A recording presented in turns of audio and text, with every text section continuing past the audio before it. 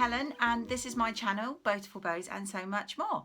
Today's vlog is going to be all about my top that I made for the hashtag sewatop. Claire over at Penguin and Pear is on a Facebook group that I'm a member of for sewing vloggers, and she arranged this to take place this month, so the deadline is the 31st of August, and basically the idea was just to sew up a top and do a video where you review how you got on, what you thought of it, and obviously to show your top off. So thanks for joining me. I hope you do enjoy this little video, and I am actually wearing the result of the top, but I will explain to you what it is and what I made and what I thought of it. So firstly, I have to thank the lovely Laura over at the Specky seamstress, because back in, I think it was April or May time, I saw on her Instagram and on her YouTube that she'd made quite a few of these, and on one of them she specifically said the pattern, and I thought I would really like to try it myself.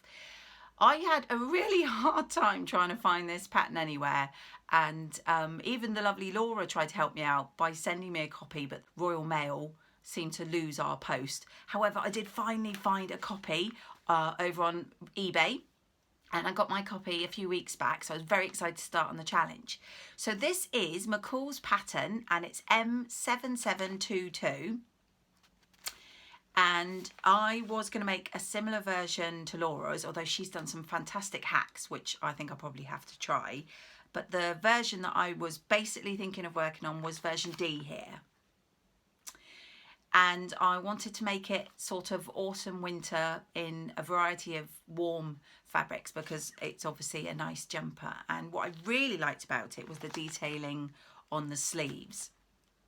So first things first, when I got my copy of the pattern, I had a good look at the measurements, which I've got here, and I'll show you. They actually on the outside only show the finished garment measurements. So I'm just checking that I'm not making that up. Yeah, they only show the finished garment measurements. So on this finished garment, I should have been cutting about an 18 to 20. But I did send a little message to Laura to ask what she thought, because I thought that might end up being quite large. I've made products in the past where for some reason my measurements come out as saying like a 20, and when I've made it, it's just been far too big. So she agreed with me that maybe go with the 16, which I thought would be more the best fit for me. So I went with the 16.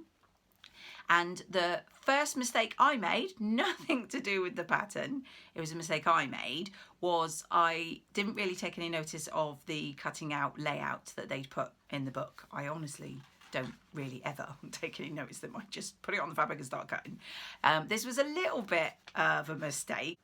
I laid it all out and I cut out the main pieces, the two bodice pieces and the bottom part of the sleeve first, and then I was going to do this part of the sleeve, the upper part of the sleeve, last, because I normally do, because they're usually quite sort of long and straight. Of course, because of all the fullness in the sleeve, which I've never really done before, I've never done anything this large and gathered, I didn't realise the size that the sleeve pattern was going to be. So actually, let me just get that. So I didn't fully take into account or even really think about it, even though I'd already cut the pattern pieces out, so it's not like I hadn't seen the pattern piece, that the sleeve was actually really big. So obviously all that's going to be gathered. So when I'd cut out the other pieces and went to cut out my two sleeves for the top part, I couldn't fit them on the pattern.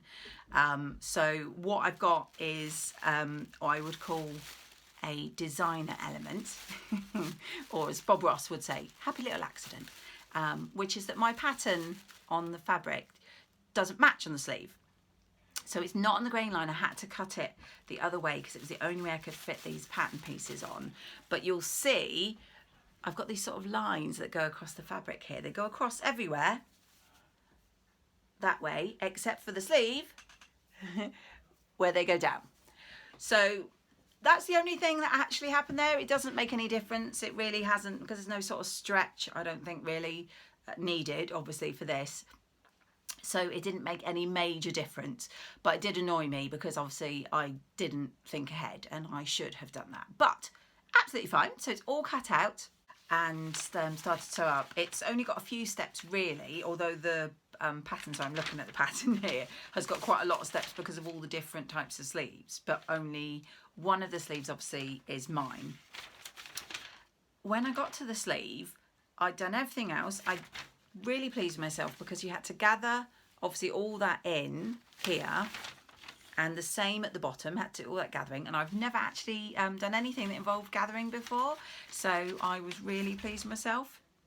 What I have probably learnt is that I might need to practice making them a little more even.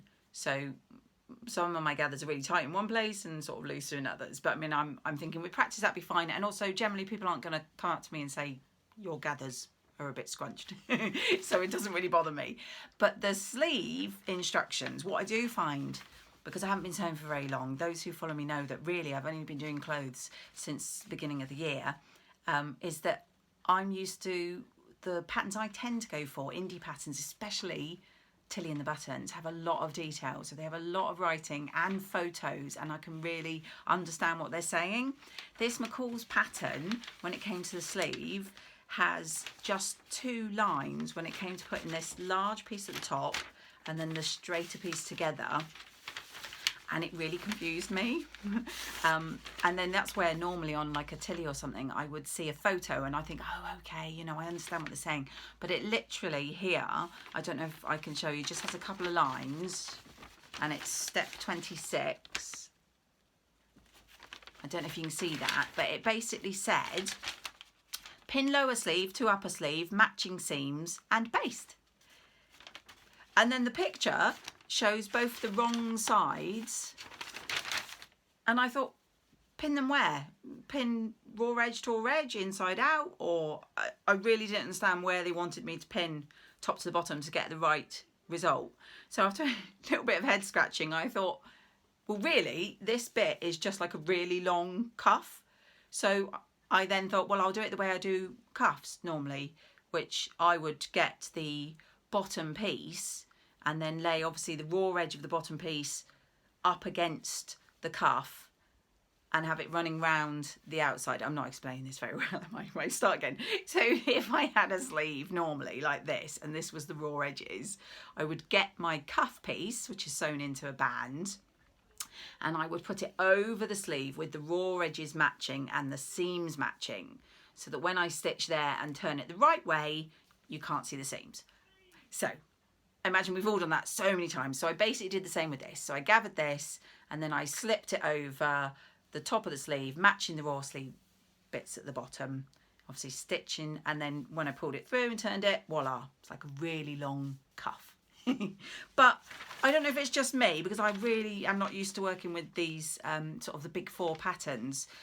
The picture with the words, so the picture just shows you, and it says pin lower sleeve to upper sleeve. Really? Is it just me, or does that not explain how to pin it?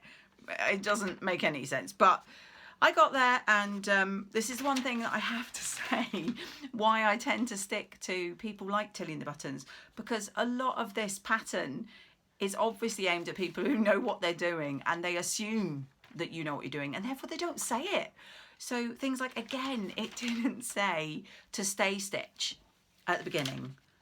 And I've learnt, as you'll have seen on my Linden sweatshirt, which I did recently, if you don't stay stitch, it's, you know, possibly gonna stretch. So it didn't say stay stitch, but I did stay stitch first. And also just, you know, little things like it kept saying double stitch seams. And I thought, what do they mean? I don't know what they mean by double stitch. I did then find the key glossary, which said, obviously, to stitch a line at the seam and then stitch again 1/4 inch inside the seam. And I thought, no, I'm not doing that. So whether that's right or wrong, I didn't do that. And it seems to be holding fine. So now that I know what I'm doing and I've worked out all the little bits in the pattern that I didn't totally understand, I'm really happy with this. Like I say, I'd never gathered anything before, so I was a bit nervous. I had in my head that when I stitched and I pulled, it was all going to break and all the gathers were going to come out, and just I didn't really know if it was going to work out. So I'm really happy because obviously I had to gather up both of these top parts and both of the joining to the lower parts. I can't stand up in this room because as you can see it's not very big, so I'll try and insert some photos and videos of me wearing it. I do really like it. I love the fit. I was really pleased that the neckband went in quite nice and flat, and the sleeve length for me I really like. I do like this puffy detail. I think it's really nice. The only thing really negative that I have to say about this this lovely top is not anything to do with the top itself or the pattern. I really love it. I'm definitely going to make it again. It was my choice of fabric. So this is a fabric I picked up in a Facebook de-stash group, and so it wasn't very expensive. So this is kind of like a wearable toile that I've made, but as you can see, it's not my colouring. It really washes me out, so it wouldn't be a colour I would go with. So my key to rectifying that is I'm gonna try and dye it. So I'm just gonna get a nice, I think probably like an indigo blue.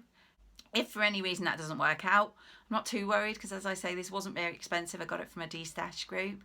I'm just going to make another one because that's the whole point of learning to sew. I've done one, I can make another.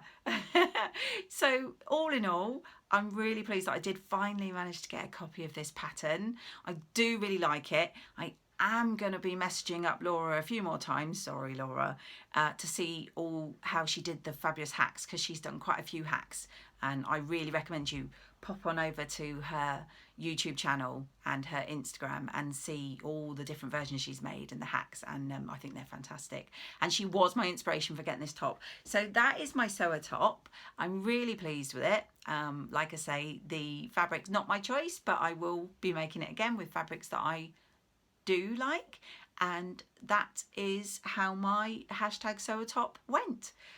I really like to thank Claire for coming up with the idea, because it was really nice to have something to sort of aim towards. In the summer holidays, I liked the fact I had this as a goal, so that when I knew this was done, I also knew that the 6 weeks at home with my children was nearly done as well.